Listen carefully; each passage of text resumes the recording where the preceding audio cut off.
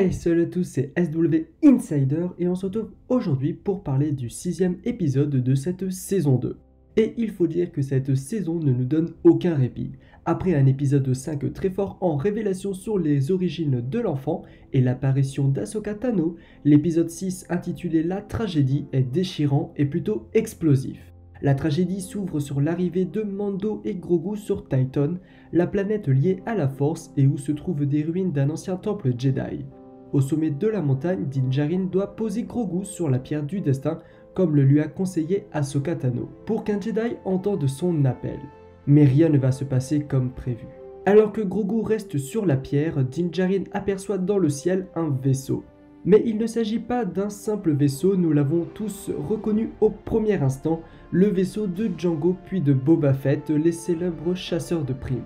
Lors de sa rencontre avec Mando, Boba Fett ne dévoile pas immédiatement son identité et se présente plutôt comme un homme qui parcourt la galaxie.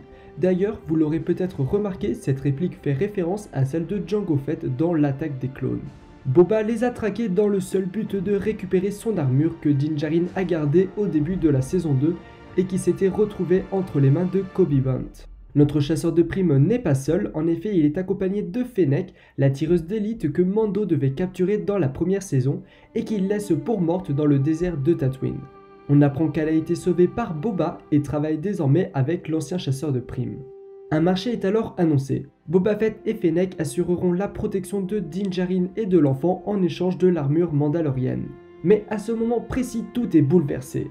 Des dizaines de Stormtroopers attaquent alors que Grogu est en pleine méditation et est protégé par un champ de force. Boba Fett attaque ses adversaires armés de son bâton Tusken et profite d'un moment de flottement dans la bataille pour remettre son ancienne armure.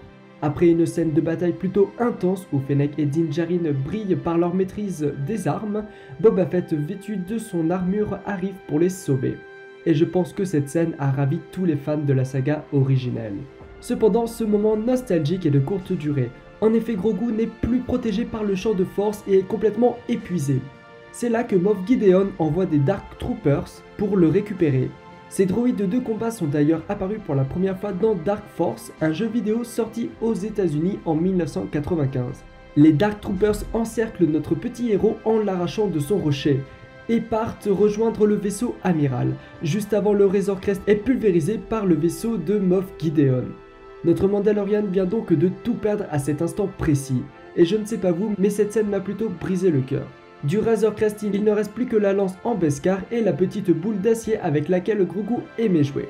Din Djarin la garde précieusement et se met en route pour sauver son petit protégé.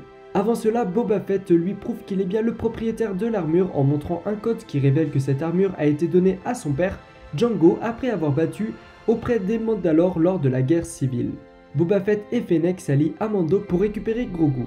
En effet, ils n'ont pas honoré leur partie du marché puisque Grogu a été capturé par l'Empire.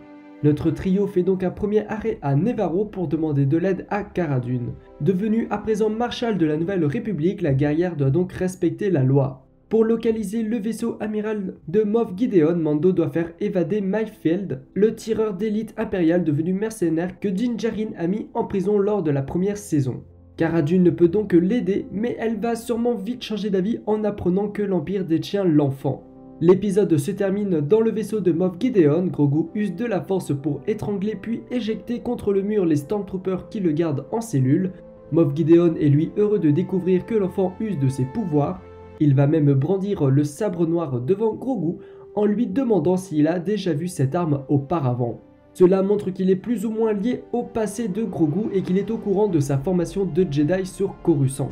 Grogu est finalement mis KO par les rayons paralysants, les mêmes que ceux utilisés sur Princesse Leia dans l'épisode 4, Un Nouvel Espoir.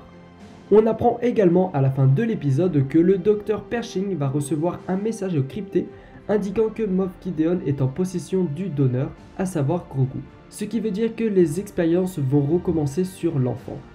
Cet épisode est encore une franche réussite et est plein d'émotions. Voir Mando séparé de l'enfant est tragique et c'est là que l'on comprend le choix du nom pour l'épisode qui prend ici tout son sens.